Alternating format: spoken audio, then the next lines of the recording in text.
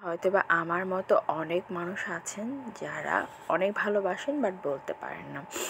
আসসালামু আলাইকুম, কী অবস্থা সবার, কেমন আছেন সবাই? আশা করি সবাই খুব ভালো আছেন। আল্লাহর রহমতে আমিও অনেক ভালো আছি। এই তো আজকে প্রথমেই বসিয়ে দিয়েছি ডাল সিদ্ধ। তো ডাল সিদ্ধ বসিয়ে দিয়েছি মানে আমি পাতলা ডাল রান্না করব, সেই জন্য একটু আদা, লবণ আর হালকা একটু হলুদ দিয়ে আমি ডালটা ভালোভাবে সিদ্ধ বসিয়ে দিয়েছি।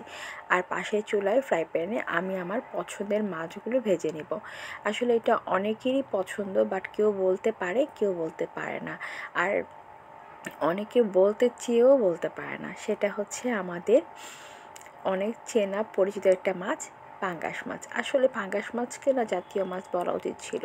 কেন জানেন? কারণ এই মাছটা এমন মানুষ নাই যে খায় না, বাট হয়তো বা অনেকে লজ্জায় বলতে পারে না যে সেটা তার পছন্দের মাছ।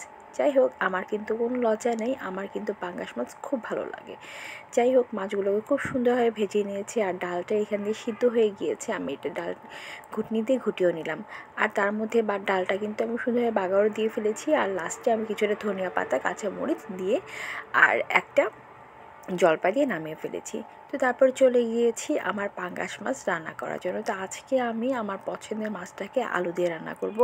আমার কিন্তু পাঙ্গাস মাছ আলু টমেটো দিয়ে খুবই পছন্দ, কিন্তু আসলে আমার পছন্দ হতে হবে না, এখানে সবার পছন্দই ইম্পর্টেন্ট। কিন্তু আমি আমার বাবার বাড়িতে এটা বেশি খেয়েছিলাম আলু দিয়ে। আমার মা আলু টমেটো দিয়ে এটা যখন ঝোল করতেন আমার এত ভালো লাগতো। আসলে এখন তো আসলে আলু টমেটো দিয়ে বেশি খাওয়া হয় না, বেশি খাওয়া সবজি দিয়েই। কিন্তু তারপরও আমার কিন্তু পাঙ্গাস মাছ অনেক পছন্দ।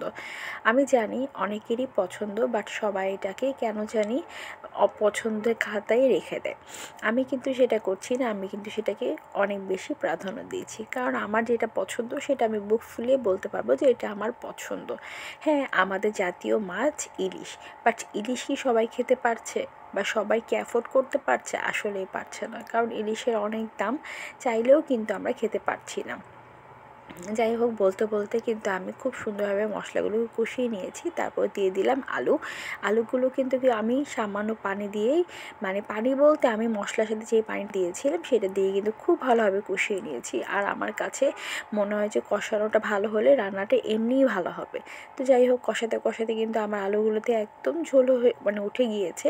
আর এমন মানে একদম শুকনো শুকনো হয়ে গিয়েছে, আলুগুলো সিদ্ধও হয়ে গিয়েছে। আমি এখন ঝোল দিয়ে দিব, মানে মাছের যতটুকু ঝোল দিব অতটুকুই, মানে ঝোল যতটুকু রাখবো অতটুকুই কিন্তু আমি ঝোল দিব। তো আমার ঝোল এর থেকে বেশি আর আমি দিব না, মানে রাখবো না মাছে। তো আমার মোটামুটি ঝোল হয়ে গিয়েছে, এখন আমি মাছগুলোকে দিয়ে দিব। মাছগুলোকে দিয়ে কিন্তু আমি কিছুটা সময় রান্না করব, জাস্ট মাছের মধ্যে যাতে ঝোলটা ঢুকে ততটুকু সময় আমি রান্না করব। কারণ আমি কিন্তু আলুটাকে আগেই খুব ভালোভাবে সিদ্ধ করে নিয়েছি, সো এটাকে আর বেশিক্ষণ রাখার প্রয়োজন নেই।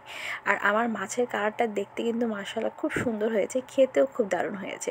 তো আমার মোটামুটি রান্নাটা হয়ে গিয়েছে। আমি এখন সামান্য একটু লবণটা চেক করছিলাম, দেখলাম যে না, লবণ ঠিক আছে। তো আমি এখন ধনিয়া পাতাগুলো দিয়ে দিব। আর শীতকালে তো ধনিয়া পাতা দিলে এমনিই তরকারি অনেক মজা লাগে। আমি কিন্তু তেমন কিছুই দিইনি, বাট খেতে কিন্তু খুবই দারুণ হয়েছে। আপনারাই বলেন দেখতে কেমন লাগছে? আমার কিন্তু দেখতে এখনই মনে হচ্ছে আমি আরেক প্লেট ভাত খেয়ে ফেলবো। যাই হোক, সবাই ভালো থাকবেন। আল্লাহ হাফেজ।